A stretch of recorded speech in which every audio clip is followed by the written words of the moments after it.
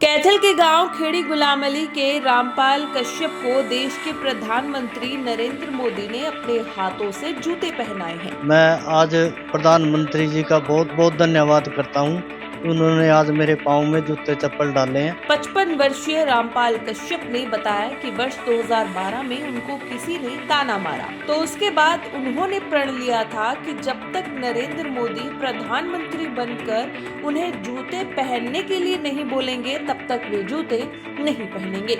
मुश्किलें तो आती हैं जी, फिर मेरा मजाक भी बहुत उड़ाया गया कि भी ये तो पागल ऐसे ही घूमता रहता है। इसके बाद न जूते पहने और ना ही चप्पल। किसी भी समारोह में जाना होता या गर्मी सर्दी होती तब भी जूते नहीं पहनते थे। यहाँ तक कि 6 महीने पहले उनके बेटे की शादी तो उसमें भी उन्होंने जूते नहीं डाले। जब वो मजदूरी करने जाते थे तब भी वे नंगे पांव जाते थे। गांव के लोग उन्हें पागल कहने लगे थे। साल 2014 में नरेंद्र मोदी प्रधानमंत्री बन गए थे। इसके बाद उनका प्रधानमंत्री से मिलना नहीं हुआ, जिस कारण उनका प्रण जारी रहा। 10 दिन पहले ही चीका की ब्राह्मण धर्मशाला में आयोजित एक कार्यक्रम में राज्यसभा सांसद रेखा शर्मा पहुंची। उस कार्यक्रम में वे भी गए हुए थे। राज्यसभा सांसद ने उन्हें नंगे पांव देखा तो इसका कारण पूछा, जिसके बाद सांसद ने उनकी नंगे पांव की वीडियो बनाकर प्रधानमंत्री ऑफिस भेजी थी। प्रधानमंत्री जी से मिलने के लिए मैं रेखा शर्मा जी का बहुत बहुत धन्यवाद करता हूँ, उन्होंने ही मेरे को मिलवाया है। रविवार शाम को 5 बजे उनके पास प्रधानमंत्री ऑफिस से कॉल आई, जिसमें अधिकारियों ने बताया कि प्रधानमंत्री सोमवार को जूते पहनाएंगे, इसीलिए यमुनानगर पहुंचना है। प्रधानमंत्री ने उन्हें जूते दिए तो ऐसा लगा कि भगवान ही मिल गए हैं। आपको बता दें कि वे 18 साल से बीजेपी के साथ जुड़े हुए हैं। 2010 में सीवन से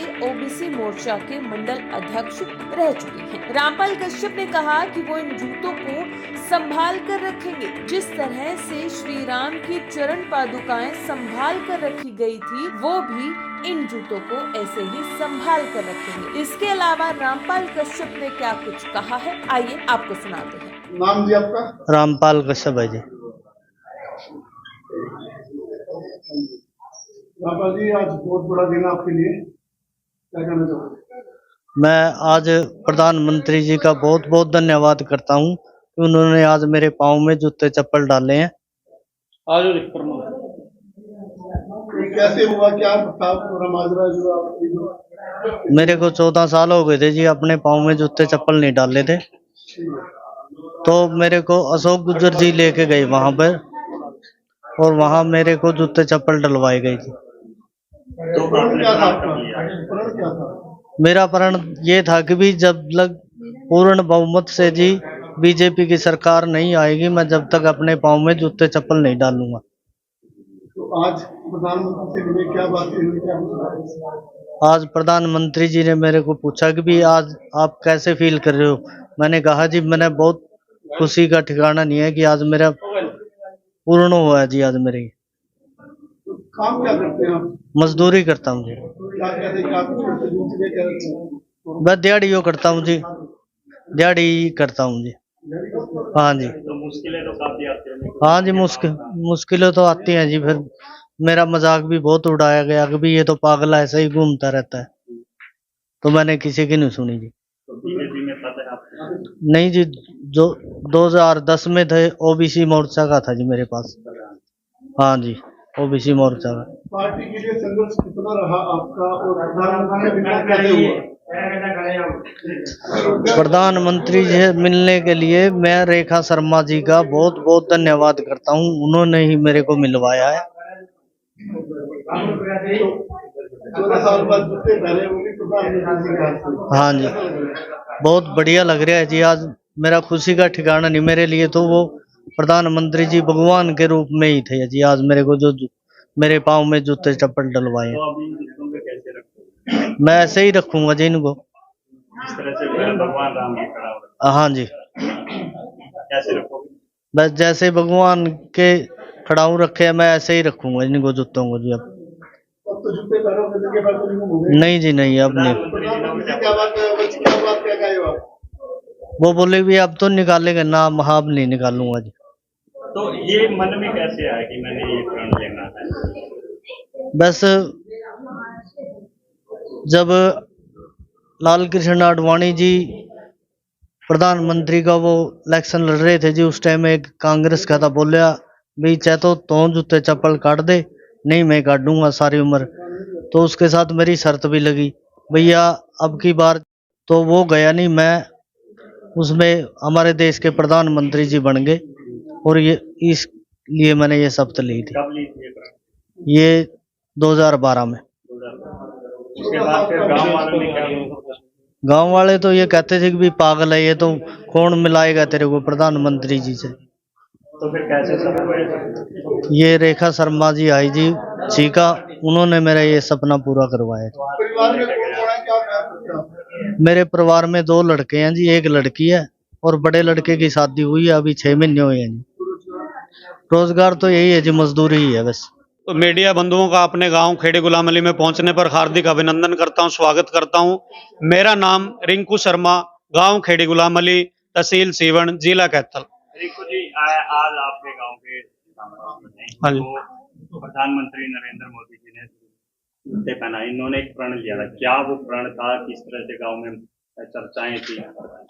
भाई साहब, श्री रामपाल जी को मैं, मेरे ख्याल से मेरी उम्र 36 साल है और मेरे रिश्ते में चाचा जी लगते हैं और कश्यप बिरादरी से हैं।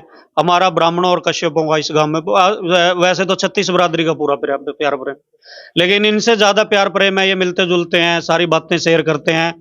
जब 2012 के अंदर मेरे गोला हल्का, मेरा हल्का जो रामपाल जी का हल्का सेम ही है, मतलब मेरे गांव के ही हुए तो हल्का भी सेम हुआ। गोला हल्का के अंदर मेरे पास के गांव नागढ़ से श्री घनी प्रकाश जी को टिकट मिली थी, तो मेरे गोले हल्के से मेरे ख्याल से बीजेपी को मात्र 18 वोटें मिली थी। और अब उस टाइम 2012 के अंदर श्री रामपाल जी ने एक प्रण लिया था, किसी ने इनके ऊपर ताना मार दिया था, कुछ भी बातें चलती हैं गांव में आपको पता ही है। 2012 में इसको किसी बंदे ने ताना मारा कि बीजेपी की सरकार पूरी उम्र नहीं आएगी। इस बंदे ने उस टाइम निर्णय लिया, भाई अब पूर्ण बहुमत से जब तक बीजेपी की सरकार और भारत के प्रधानमंत्री श्री नरेंद्र मोदी जी नहीं बनते, मैं अपने पांव में जूते नहीं पहनूंगा। और उस बंदे को इसने तड़ाके से कहा था मेरे सामने कि या तो तू गांव छोड़ देना या मैं छोड़ दूंगा। और आज 14 साल हो गए, 2025 आ गए, आज हरियाणा के अंदर भी बीजेपी है और पूरे भारत के अंदर भी बीजेपी है। लेकिन इस बंदे ने बहुत से रिक्वेस्ट की कि भी मुझे नरेंद्र मोदी जी से मिलवा दो, मेरी एक भेंट करवा दो। जैसे श्री राम जी का वनवास 14 साल का था, वैसे इस इंसान का भी वनवास 14 साल का था। और श्री राम जी को 14 साल के बाद अयोध्या का राज मिला और श्री रामपाल कश्यप जी को आज नरेंद्र मोदी जी मिले।